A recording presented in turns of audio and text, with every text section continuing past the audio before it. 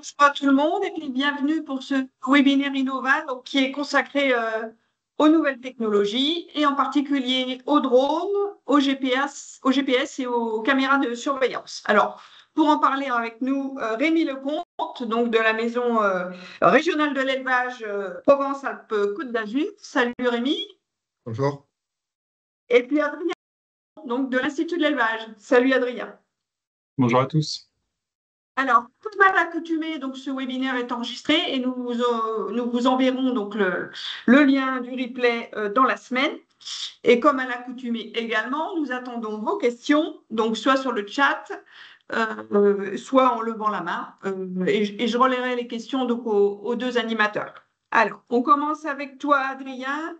Donc, sur quelques informations qui concernent entre autres les réseaux qui sont utilisés par ces nouvelles technologies. Et puis ensuite, on continuera avec Rémi sur les colliers GPS. Merci pour l'intro.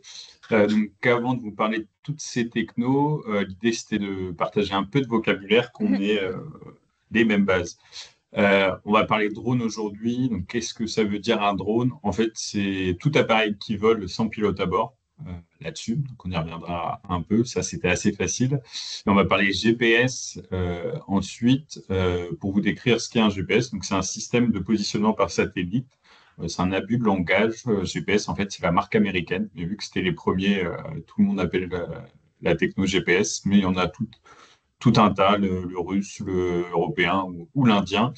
Et GPS, c'est une technologie qui géolocalise uniquement. Avant de parler de toutes ces technos, souvent quand on parle de numérique, on a besoin de faire circuler de l'information. Et donc, pour faire circuler l'information, on va avoir besoin de d'autres technologies. Donc ici, je vais vous présenter un petit peu les grandes technos dont on va reparler dans cette heure jusqu'à midi. Et l'idée, c'est, je ne vais pas vous faire un cours sur tout ce qui existe, c'est extrêmement varié, mais que vous ayez quelques infos pour bien comprendre les remarques sur les technos GPS et les remarques sur les caméras. Hop. Il y a encore quelques personnes qui arrivent. Donc, les grandes familles de technologies, on parlait de satellites juste avant. Donc, on a des satellites qui servent à faire remonter la géolocalisation, donc GPS, etc. On a aussi d'autres satellites qui vont permettre de faire circuler l'information. Donc, c'est le plus connu en ce moment, c'est la marque Starlink qui permet d'avoir Internet quand vous n'avez pas la fibre ou la DSL. Donc, en fait, c'est deux types de satellites différents. Et on verra que maintenant, l'intérêt des satellites, c'est qu'ils fonctionnent aussi en zone blanche. Donc, on commence à avoir des outils qui peuvent utiliser cette connectivité. Mais historiquement, tous nos outils en élevage fonctionnaient plutôt avec des réseaux qu'on dit terrestres. Donc terrestre, c'est-à-dire que le signal venait d'une antenne sur le territoire. Et si vous n'avez pas assez d'antennes dans votre territoire, vous n'avez pas de réseau. Ce qui se retrouvait régulièrement en zone où l'élevage ovin est assez prédominant, c'est qu'on avait régulièrement des zones blanches. Donc dans les signaux terrestres, le classique qu'on connaît le plus, donc ça va être celui qui est utilisé dans nos téléphones, 2G, 3G, 4G, même 5G. Donc là, c'est des réseaux GSM. Donc ceux-ci permettent d'envoyer pas mal de données. C'est relativement abordable, mais ça consomme beaucoup d'énergie. Et ensuite, on avait les réseaux qui sont là, vous connaissez peut-être moins, mais c'est des réseaux dédiés aux objets connectés. Donc là, typiquement un collier GPS ou un autre capteur. Donc ces réseaux-là, ils vont pouvoir moins discuter, donc ils envoient moins de données, mais par contre, ils utilisent moins d'énergie, donc ils vont pouvoir rester plus longtemps sans être rechargés dans un appareil. Donc on a moins de débit, moins d'informations qui circulent. Mais typiquement, c'est ce qu'on avait dans les GPS ou dans les détecteurs de chaleur en élevage bovin. Donc on retient satellite, ça marche partout, mais ça coûte cher. GSM, ça coûte beaucoup moins cher, mais ça consomme beaucoup d'énergie. Et les trois derniers, ça envoie peu de données. C'est pour des capteurs peu bavards et ça fonctionne mieux et ça capte moins d'énergie. D'autres réseaux dont on va discuter, et aussi donc, pour certains appareils et en bâtiment, donc c'est le réseau Wi-Fi. Donc ça aura une importance quand on va discuter bâtiment en élevage. Donc Wi-Fi, en fait, c'est juste, vous avez un signal, souvent Internet, mais vous pourriez avoir deux capteurs qui discutent en Wi-Fi sans Internet également. Et si vous êtes à proximité du modem, du routeur, vous pourrez échanger. Le Bluetooth, c'est un peu pareil, mais ça va avoir une portée plus faible. Donc là, on va être plutôt sur des portées de quelques mètres. La Wi-Fi, on peut peut-être aller jusqu'à 10-15 mètres. Donc là, ça va plutôt être des réseaux de proximité. Vous voulez échanger avec un capteur qui est juste à côté de vous. Le Bluetooth, ça fonctionne. Faire discuter, par exemple, votre téléphone avec un lecteur RFID, ça marche aussi. La Wi-Fi, ça pourrait être, par exemple, connecter une caméra à votre Wi-Fi local pour pouvoir accéder au flux vidéo. Donc, on voit qu'il y a beaucoup de réseaux. Il y a des guides en cours de rédaction, il y a des fiches aussi qui existent. C'est un peu un métier de suivre, vu que ça bouge tous les jours. Mais on va essayer de vous pré-mâcher le travail tout au long là, de ce webinaire. Et si vous avez des questions sur la connectivité, n'hésitez pas à nous réinterpeller juste après.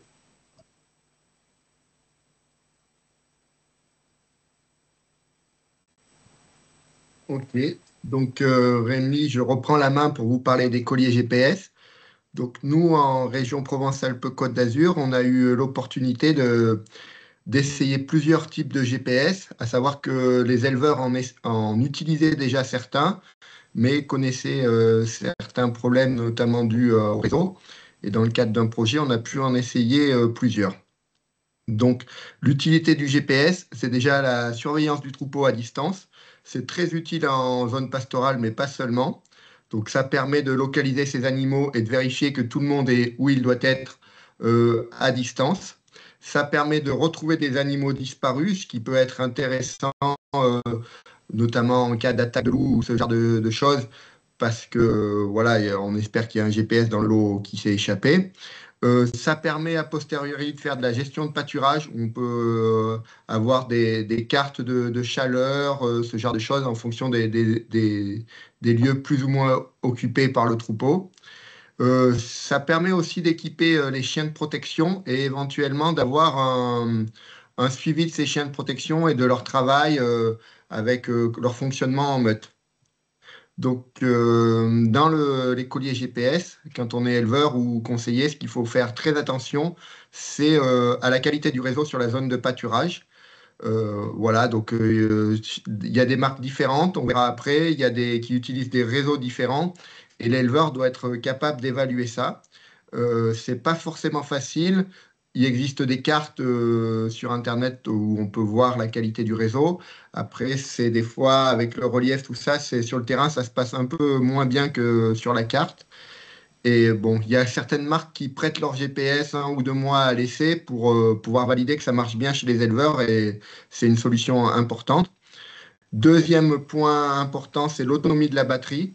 Nous, on était chez des éleveurs qui voilà, n'avaient pas envie de changer tous les jours leur collier GPS. C'était plutôt, on cherchait des autonomies de, alors on va dire, minimum 4 mois, une saison d'estive à plus. Et aussi, ce qu'il faut savoir, c'est qu'en plus d'avoir du réseau sur la zone où il y a l'animal équipé de collier GPS, il faut avoir du réseau, et là, c'est plutôt de la 3G ou de la 4G, à l'endroit où on consultera avec son smartphone où sont mes animaux, donc via l'appli, pour pouvoir regarder où sont les animaux, il faut qu'il y ait du réseau. Pour la petite anecdote, on a certains éleveurs qui, quand ils gardent, dans une zone où il n'y a pas de 3G, 4G, peuvent appeler leur compagne ou leur compagnon pour demander, tiens, est-ce que tu peux me regarder où sont les colliers GPS? Voilà un peu pour la présentation des colliers GPS. Alors, les questions que nous posent souvent les éleveurs, c'est combien de brebis en équipe? Donc, c'est pas si facile de répondre à cette question-là.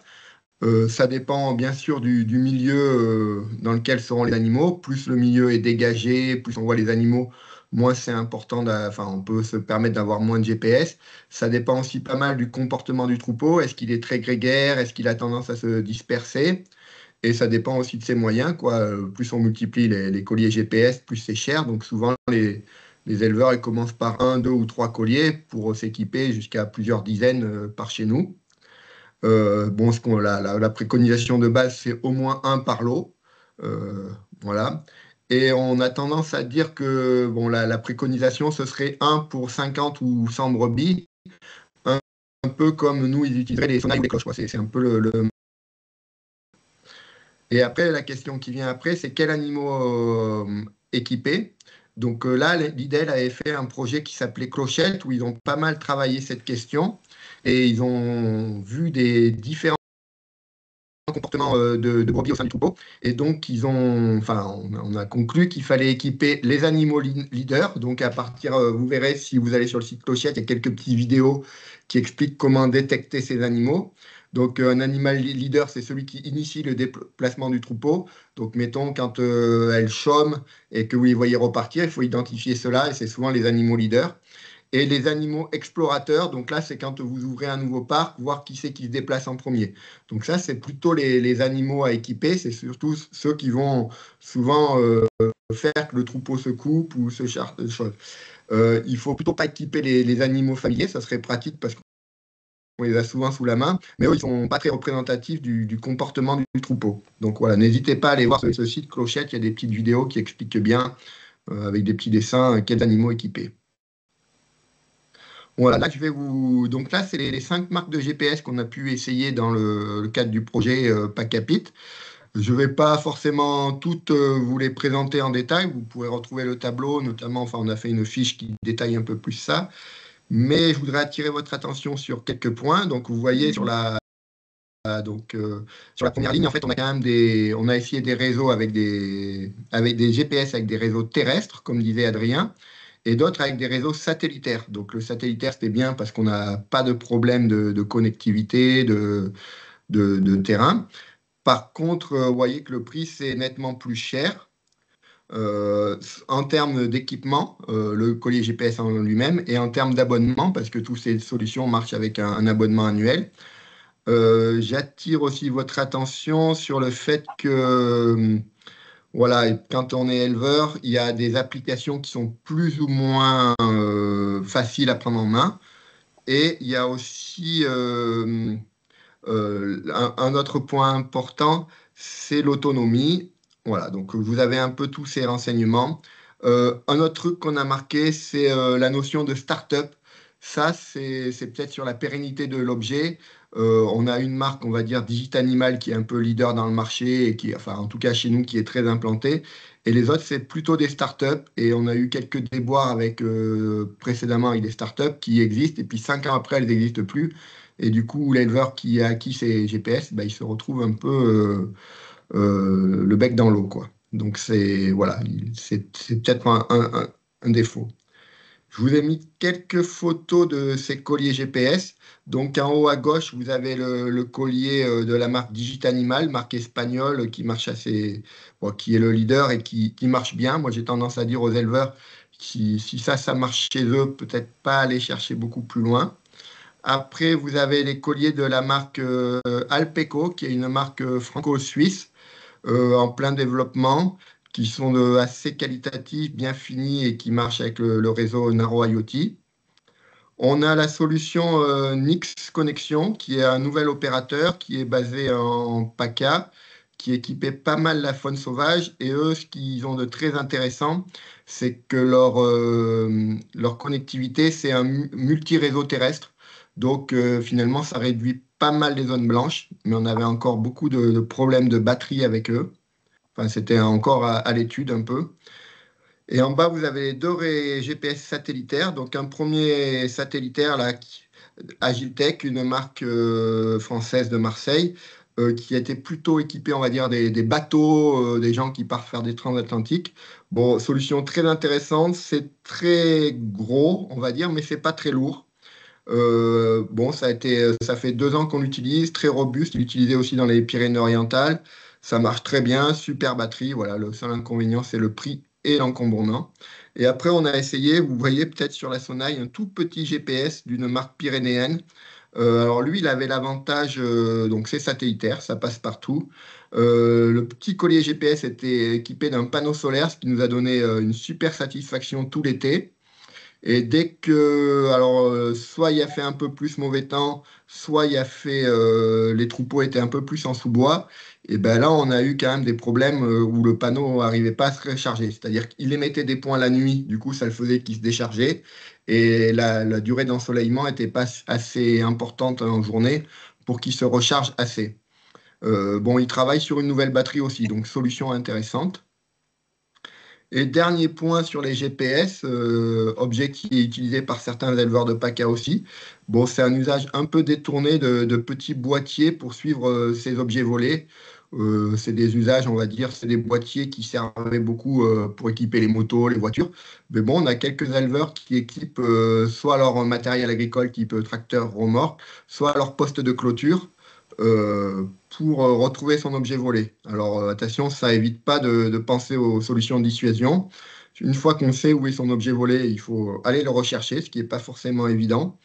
Les tarifs sont relativement accessibles. Ça nécessite bien sûr d'avoir du réseau, même pareil que pour les GPS. Et par contre, notez que les solutions Bluetooth style AirTag, Samsung Tag, ça marche pas parce que souvent dans nos milieux ruraux, il n'y a pas assez de ces appareils pour créer un réseau Bluetooth et pour pouvoir retrouver ces éléments. Voilà pour mon petit tour sur les GPS. Si vous avez des questions, n'hésitez pas. Ouais, levez la main pour ceux n'hésitez surtout pas. Vous voyez qu'il existe quand même pas mal de modèles hein, avec des éleveurs qui les utilisent. Rémi a bien listé les avantages et les limites de chacun d'entre eux. On vous fera passer le diaporama également. Alors, il y a une question, Rémi. Alors, Combien combien d'éleveurs d'éleveurs environ sont équipés en Ouais, France? est-ce que tu as une Alors, idée?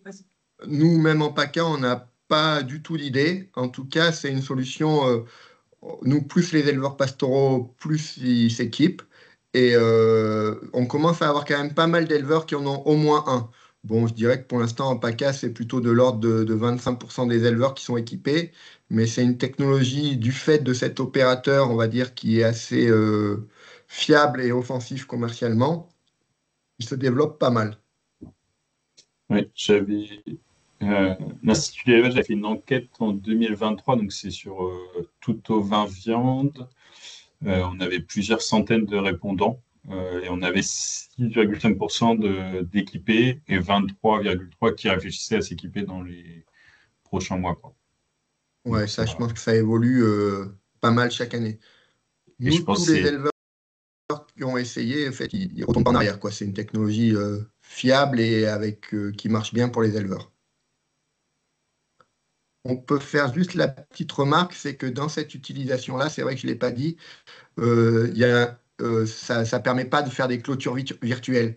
Pour faire des clôtures virtuelles, il faut des points beaucoup plus rapprochés. Et du coup, bon, plus on fait des points rapprochés, moins on a d'autonomie de batterie. Et voilà. Mais ça peut être, en tout cas, on peut quand même faire des zones de son pâturage et on est averti si les animaux sortent. Mais comme nous, on avait un point toutes les demi-heures, on est averti parfois une demi-heure trop tard, quoi. Une autre question, est-ce qu'il y a des colliers qui font à la fois GPS et capteur d'ingestion? Alors ça, je crois pas. Enfin, en tout cas, j'en ai pas entendu parler. Il y a des colliers, par contre, qu'on n'a pas trop testé leur fiabilité, mais qui donnent un indicateur de comportement de l'animal et notamment est-ce qu'il est en détresse ou pas. À partir de sa température corporelle, de son activité avec un accéléromètre, tout ça. Voilà, donc ça existe. On va le tester prochainement sur des bovins, parce que là, on a plus de problèmes pour les protéger par rapport à la prédation et pour envoyer des alertes aux éleveurs. Après, avec Carmejane et Idel, on avait essayé dans le cadre du projet Clochette d'avoir un peu, grâce à l'accéléromètre, donc c'est un autre capteur qui est dans le GPS, hein, c'est pas le GPS, des indications de comportement de l'animal, et ce qu'il mange, est-ce qu'il dort, est-ce qu'il chôme, tout ça, est-ce qu'il marche, est-ce qu'il court. Et on n'était pas arrivé à travailler avec des informaticiens, mais à calibrer l'outil, c'est-à-dire que les signaux étaient trop variés pour détecter vraiment ce que faisait l'animal. Oui, en parce que fait, Maës, ce qui vous intéresse, c'est de savoir si l'animal mange. C'est ça qui vous intéresse de savoir? S'il mange ou s'il rumine ou s'il... Oui, vas-y, Adrien. Vous nous ouais, répondez dans le chat. Hmm. pour rebondir là-dessus, on revient sur ta remarque sur les startups. À l'époque, donc l'Institut de l'élevage avec ses partenaires avait développé des algorithmes. En fait, ils sont calibrés sur un capteur. Et quand les algorithmes étaient prêts, l'entreprise avait quasiment plié boutique. Donc, il fallait redémarrer tout à zéro. Et c'est la difficulté un peu de la R&D, et c'est ce qu'on essaye de mutualiser les efforts et peut-être d'avoir des capteurs un peu plus standardisés pour mesurer les différents comportements, quoi. Donc, pour les baisses d'ingestion, il y a des choses qui sont mesurables en bovin sur le temps d'ingestion. On ne sait pas encore. Alors, ce n'est pas le temps, hein. Du coup, elle a répondu, c'est les troubles qui seraient liés à une baisse d'ingestion, hein. Ça pourrait être vrai pour l'eau aussi, sans doute, hein. C'est que pas que pour consommer. Oui. C'est un problème de santé, quoi, pour détecter un problème de santé. Donc, on a déjà du mal à mesurer le comportement, donc on n'est pas encore au trouble. Ouais. Peut-être des pistes, les Espagnols utilisent des bolus d'identification, mais peut-être que demain, on pourrait suivre d'éventuels troubles alimentaires par bolus, mais ça ferait beaucoup de bolus pour la taille des troupeaux. Et enfin, le bolus n'est pas si accepté comme ça en France en acceptation sociale. Donc, pour l'instant, il n'y a pas grand-chose sur le marché. Après, par rapport à l'eau notamment, en fait, il y a des essais qui sont faits dans certaines fermes expérimentales, alors pas en PACA, où on voit, enfin, avec des capteurs Bluetooth et plutôt des antennes RFID, la fréquentation des animaux à l'abreuvoir, qui peut donner une indication de est-ce qu'il va bien ou est-ce qu'il va pas bien. C'est-à-dire que si un animal ne va pas à l'abattoir, à l'abreuvoir, c'est voilà. en cours. Mais c'est un peu expérimental encore. Bah, écoutez, je vous propose qu'on continue avec Adrien sur les drones et après on fera les caméras de surveillance. C'est parti, on continue. Donc, je vous ai un peu présenté ce qu'était un drone. Donc, finalement, c'est tout objet qui vole sans personne à bord. Donc, ça représente une très grande diversité de technologies. Vous pouvez avoir très bien le petit drone pour vous filmer pendant vos vacances, que le drone militaire et les drones militaires qui sont largement utilisés en ce moment. Donc, il y a toutes les formes, il y a beaucoup de techno. Ce qui est utilisé aujourd'hui en élevage, c'est plutôt des drones assez légers avec des caméras pour être finalement un œil volant de l'éleveur. J'y reviens juste après. Donc la question, c'était, on a eu une question sur le taux d'équipement juste avant. Avec la même enquête, on a vu que sur 2000 éleveurs, toutes filières, et c'est à peu près homogène dans toutes les filières, y compris en ovin, il y a 8% des éleveurs qui sont déjà équipés d'un drone en France. Ce qu'on a eu, c'est que les gens équipés, ils ne savaient pas trop comment s'en servir et c'était parfois des usages un peu risqués. Et par contre, on voyait qu'il y en avait beaucoup qui se posaient des questions. 20% quasiment qui réfléchissaient à s'équiper. Et eux avaient du mal à se projeter parce que on entend beaucoup de choses sur les drones et ça devient très rapidement complexe. Donc, avant de vous décrire un peu les différents cadres techno, un drone, ça sert à quoi en élevage? Les principaux usages, c'est vraiment d'être un œil volant. Donc, on a un éleveur qui est derrière sa télécommande et il a un drone qui se déplace plus vite que lui et qui peut voir au-dessus de certains obstacles. Donc, avec son œil volant, il va pouvoir surveiller ses animaux, le troupeau, zoomer sur certains animaux. Hop, je vais faire rentrer les gens. Donc, surveiller certains animaux, surveiller les points d'eau, surveiller les clôtures. On a fait une journée spéciale drone avec des fermes pilotes. Globalement, vous verrez, il y a plein de vidéos qu'on pourra partager dans les jours à venir. Surveiller aussi les cultures là-dessus. Et en fait, si on voit quelque chose qui paraît anormal par rapport à ce qu'on se connaît de son troupeau, de la zone, on zoome.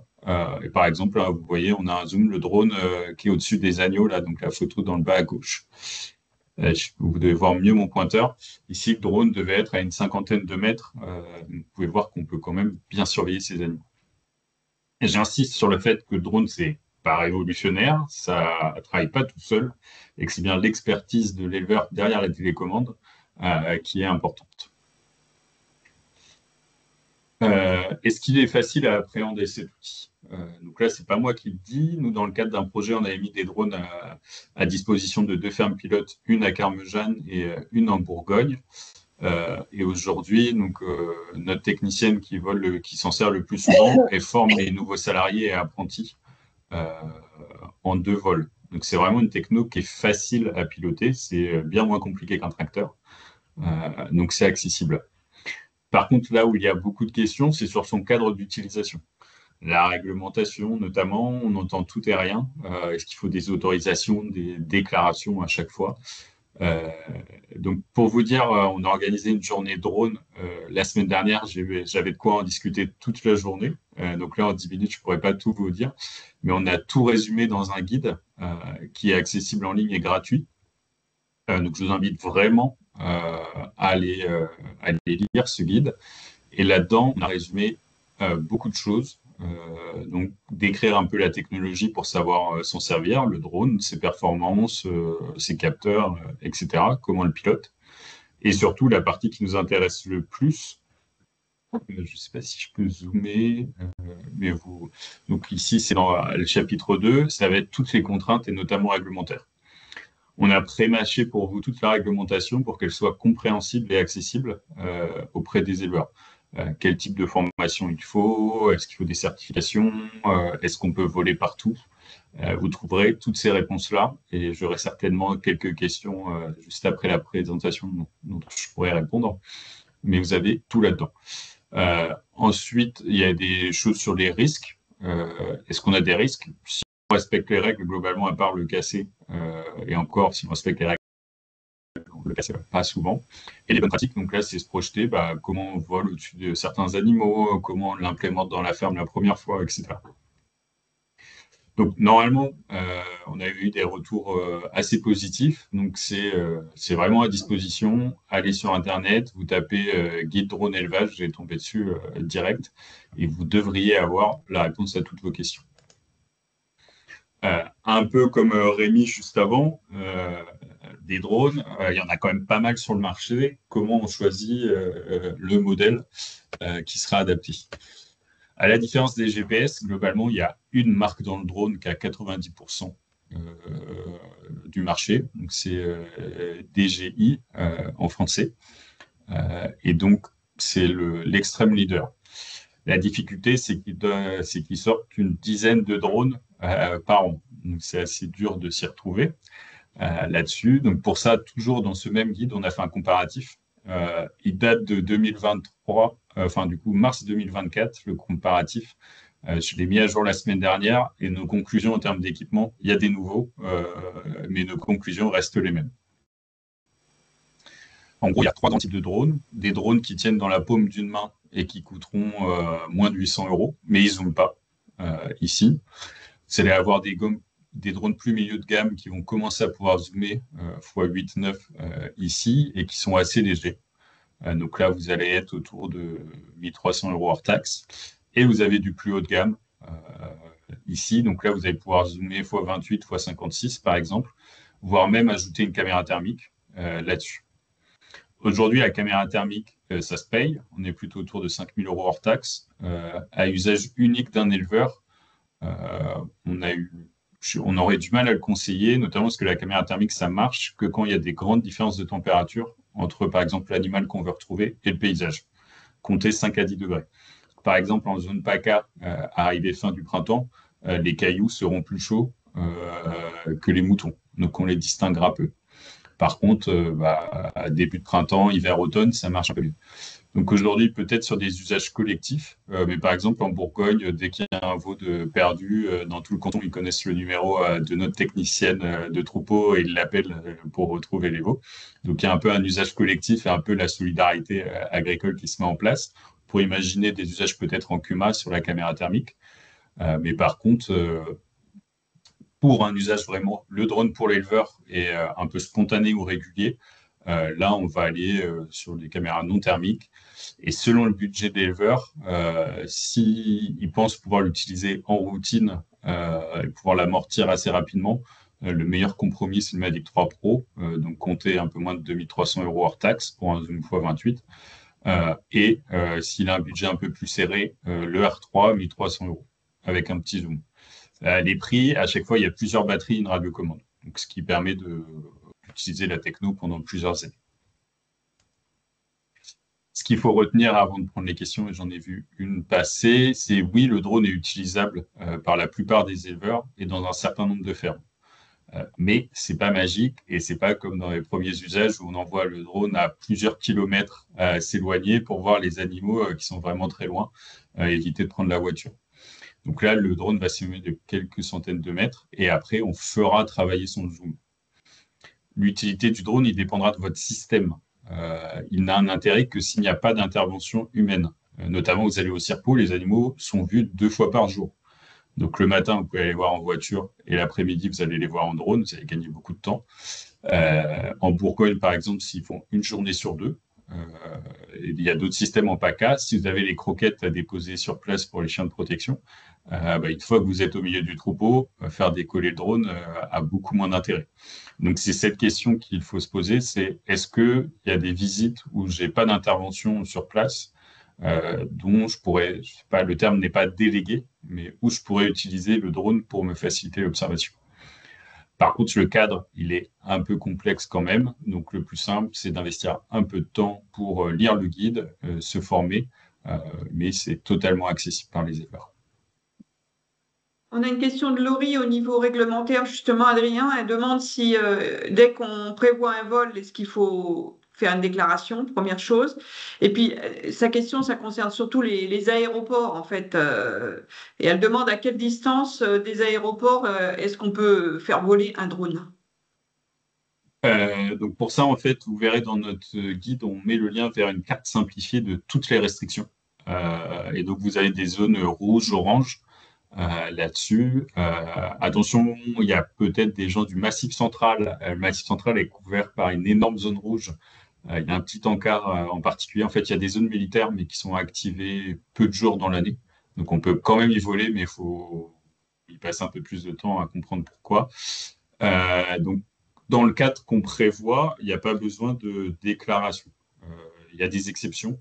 Par exemple, la PACA, il y a beaucoup d'exercices militaires à basse altitude. Et là, si vous ne voulez pas être embêté, il faut prendre un drone de moins de 900 grammes. Donc, c'était le R3, le moins cher. Pour les aéroports, ça dépend de la taille de l'aéroport. C'est plusieurs kilomètres. Souvent, je crois que c'est 2,5 ou 3,5 kilomètres, c'est interdit. Et après, c'est restreint. Donc, on vole moins. Donc, vous voyez que là, il y a eu un exemple avec juste l'aéroport et la PACA. Dans le guide, on s'aperçoit que au mieux, on vole à 120 mètres, mais il y a plein de raisons de baisser un peu en altitude et de se restreindre à l'utilisation. Et comme la question qu'on a posée tout à l'heure sur les GPS, est-ce qu'on a une idée du nombre d'éleveurs ovins qui sont équipés de drones pour la surveillance de leur troupeau? C'était donc le chiffre que je vous ai dit, je crois, il y a même plus d'éleveurs ovins que de bovins, donc on doit être autour de 9% équipés. Par contre, est-ce qu'ils s'en servent régulièrement? Je ne suis pas sûr, mais en tout cas, ils sont équipés. Très bien. Est-ce que vous avez d'autres questions? Alors, vous pouvez les poser, hein, même si on parle des caméras de surveillance. Hein, on peut revenir en arrière. Hein. Il y a aucun souci. Hein, si vous avez d'autres questions sur le drone. Donc, Rémi, on continue avec toi, cette fois sur les caméras de surveillance. Ok.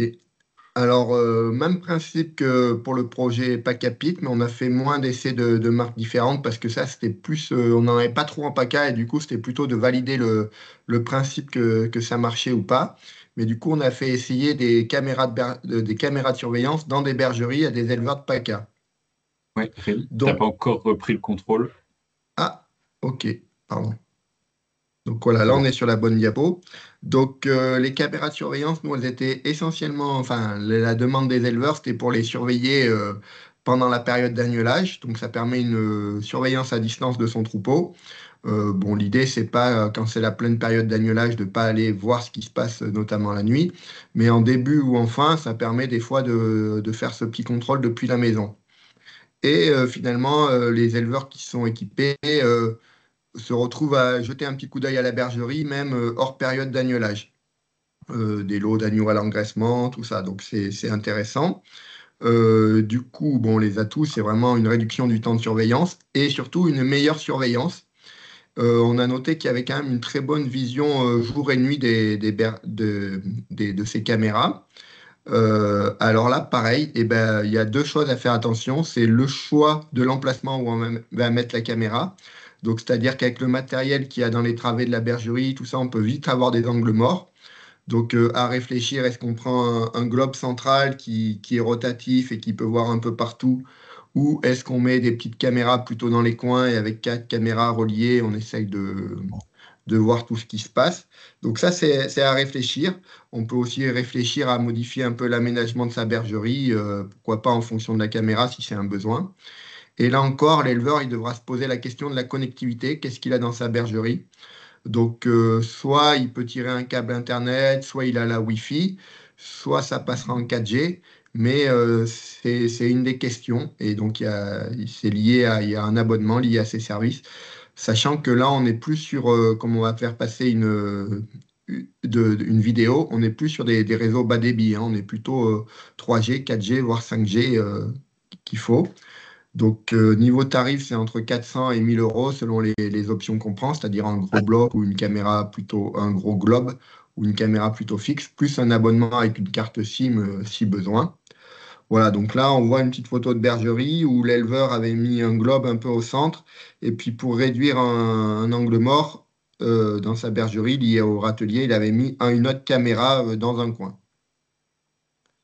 Voilà. Hop. Voilà un peu pour les caméras en bergerie. Donc, plutôt quelque chose qui marche. On m'a posé la question de marques. Donc, il y avait des marques style Detectevel, Reolink, nous, on a pas mal vu. Et voilà. Et un petit usage détourné, aujourd'hui, nous, on a des éleveurs, donc on a beaucoup d'éleveurs pastoraux qui passent beaucoup de temps dehors. Et du coup, ils utilisent des caméras outdoor, notamment de la marque Reolink, le modèle Ranger. Et donc là, c'est une petite caméra, un petit globe rotatif pareil, qui s'installe avec un panneau solaire sur un arbre, sur un mât, et qui permet de jeter un coup d'œil au troupeau. Donc ça, c'est intéressant, ça permet de voir si tout va bien. Ça permet aussi de surveiller les chiens de protection et éventuellement de les corriger un peu à distance. Pareil, ça, il y a une bonne vision, une bonne autonomie grâce aux panneaux solaires.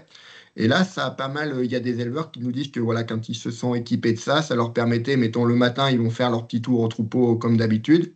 Mais le soir, par exemple, ils regardent avec la caméra que tout va bien, notamment le troupeau le plus loin. Et si tout va bien, ils s'évitent un déplacement.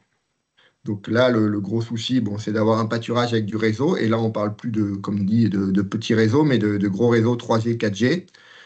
Ça nécessite de pouvoir intervenir aussi, c'est-à-dire qu'il ne suffit pas de détecter un problème, mais si on est en vacances à l'autre bout de la France et qu'on n'a pas les moyens d'intervenir, c'est peut-être pas la peine de regarder. Et voilà, il faut il faut rajouter une carte SIM pour communiquer avec cet outil. Là, on est sur des prix d'environ 300 euros. Voilà sur un petit tour rapide sur les caméras. S'il y a des questions. En tout cas, c'est voilà, les éleveurs, pareil, les éleveurs qui ont essayé ont été convaincus et ne reviennent pas en arrière, quoi. Ouais, c'est quand même c'est devenu quand même assez courant, hein. Les caméras, c'est pas très nouveau en fait, hein. Il y a déjà des éleveurs qui sont équipés déjà depuis un moment. Voilà, c'était assez fréquent dans les bovins, certainement dans certaines bergeries, dans certains coins de la France. Bon, chez nous, c'était pas du tout utilisé. On a quand même un niveau de zoom qui permet d'aller jusqu'à lire la médaille de la brebis, quoi, dans certaines situations, quoi. Voilà, des outils assez fiables qui marchent bien. Le seul problème, voilà, c'est résoudre la question de comment on va communiquer avec ça, donc le réseau. Bon, n'hésitez pas, ceux qui ont des questions ou qui veulent s'équiper. On continue avec toi, Rémi, sur d'autres exemples d'objets connectés. Donc, toujours dans le cadre de ce projet, en fait, nous, on avait fait une enquête au départ avec des éleveurs et un peu savoir c'était quoi leurs besoins. Et après, on a essayé d'identifier des technologies. Donc, c'est un peu quelque chose qu'on peut dire par rapport à ça, c'est bien réfléchir à quel usage on veut et après on réfléchit à la technologie. Par exemple, là on vient de voir un exemple, je veux surveiller mon troupeau, on peut réfléchir drone, mais peut-être cette petite caméra qu'on a vue précédemment, elle est plus utile. Et donc, dans les choses qui étaient sorties, c'était contrôler le niveau d'eau des cuves à eau, notamment quand elles sont un peu distantes ou des cuves un peu grandes comme les citernes des FCI. Donc là, on a essayé un petit boîtier qui s'appelle Blue Level, qui est vendu par la buvette, 400 euros, voilà, avec un an d'abonnement, qui est assez simple à installer à partir d'un petit bricolage sur la cuve à eau. assez simple à paramétrer avec l'appli smartphone. On donne un peu les dimensions de sa cuve et elle envoie un texto, enfin on paramètre aussi, mettons quand il reste 20% d'eau dans la cuve ou voilà. Donc ça, c'était assez intéressant, ça marchait bien, à condition d'avoir, donc ils sont vendus soit avec le réseau Sigfox, soit avec le réseau LoRa. Ça marche bien si on a le réseau. À savoir que ce même genre de capteur, ça existe aussi pour les silos de compléments ou de céréales, et ils peuvent envoyer des alertes. Donc, c'est pas le même, parce que ça marche que pour l'eau, mais c'est hyper intéressant. On avait une autre question des éleveurs, c'était la surveillance de leur clôture. Nous, on a des gros parcs en zone pastorale, et c'est des fois long de faire le tour. Et du coup, ils voulaient savoir voilà, si c'était possible d'avoir un outil. Donc, on a essayé de faire le tour avec le drone. En milieu boisé, c'était pas forcément, on voyait pas tout, euh, plus les interdictions. Et donc, on avait vu ce petit boîtier là qui s'appelle Vigifence, là qui est à droite, et qui était censé nous dire s'il y avait un problème sur la clôture, envoyer un texto à l'éleveur. Donc là, pareil, il faut l'installer à l'endroit, à la clôture, sur une clôture où il y a du réseau basse fréquence. Donc là, c'était Sigfox, le réseau. Et en fait, nous, on s'est aperçu que ça détecte pas un problème sur la clôture, mais ça détecte un niveau de courant. Et dès que la clôture passait en dessous de 1500 volts, ça envoie un texto. Et finalement, nous, sur ces grandes clôtures, avec les mauvaises terres qu'on a dans nos endroits et tout ça, ben, en fait, on branchait le boîtier et il nous disait que la clôture était en défaut et donc avait moins de 1500 volts. Donc, c'est pas très, ça nous a pas été utile, ça a été non concluant. Par contre, on a détecté une autre innovation que certains éleveurs utilisent, qui était intéressante, c'est la télécommande à distance. Donc là, ça permet d'arrêter son poste en touchant juste le fil ou le filet et qui peut être à l'autre bout du parc. Donc ça permet à certains éleveurs de mettre leur poste un peu loin de la zone de passage et du coup de se le faire moins voler tout en l'arrêtant quand ils arrivent à l'entrée qui est sur la zone de passage. Voilà. Voilà pour d'autres tests qu'on avait fait avec des éleveurs. Vous pouvez trouver tous les résultats sur un site qui s'appelle, sur le site de la Maison régionale de l'élevage, à l'onglet PACAPIT. Donc voilà, il y a plusieurs fiches de synthèse sur d'autres tests aussi qu'on a fait. N'hésitez pas. On va terminer avec toi, Adrien, sur les études en cours. Il y en a quand même un certain nombre hein, sur tous ces outils numériques. Donc, tu vas nous donner quelques exemples. C'est ça. J'ai essayé de sélectionner les innovations les plus en lien avec la thématique d'aujourd'hui, notamment dans région PACA et plus largement en France. On s'intéresse beaucoup aux médailles et aux boucles dites à ultra haute fréquence. Donc, c'est pas exactement la même technologie dans la boucle, mais c'est une technologie qui permettrait de lire plusieurs animaux à la fois et finalement d'être plus pratique là-dessus. Et je vais vous montrer une petite vidéo. Donc, par exemple, ici, c'est un portique qui fait l'inventaire et qui compte les moutons. Ça a été testé dans le cadre du projet PACAPIT en zone PACA. Et non, vous avez même le son pour encore plus de réalisme. Donc, sur cette technologie, et Rémi en avait dit un mot juste avant aussi, c'est soit on peut compter, soit on peut suivre les animaux dans des zones d'intérêt. Vous mettez une antenne juste au-dessus d'un abreuvoir, par exemple. Vous allez pouvoir suivre les animaux qui fréquentent l'abreuvoir ou qui ne viennent pas du tout. Donc, il y a pas mal, je crois qu'on doit avoir 3-4 essais en cours sur cette techno. Ces essais sont très prometteurs, mais comme souvent dans le numérique, la R&D, c'est bien. Mais ensuite, il faut un fournisseur de solutions avec des commerciaux et des canaux de distribution. Donc, je pense que ce type de techno pourrait arriver peu à peu d'ici quelques années dans les fermes.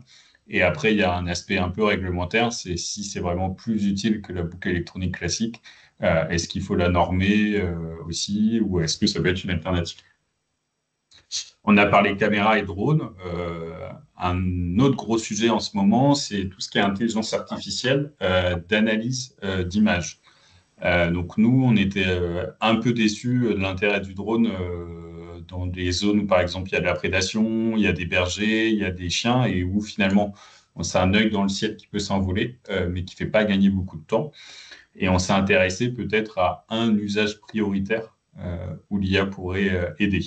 Et donc, je ne sais pas si vous voyez, donc ça va être quasiment la même vidéo que ce que ça avait été enregistré le même jour. Mais là, c'est de se dire, une alternative au portique, ça pourrait être une intelligence artificielle qui compte les animaux qui passent sur la vidéo du drone. Donc, ça va repasser juste avant. Hop, je ne sais pas si c'est un peu maladroit.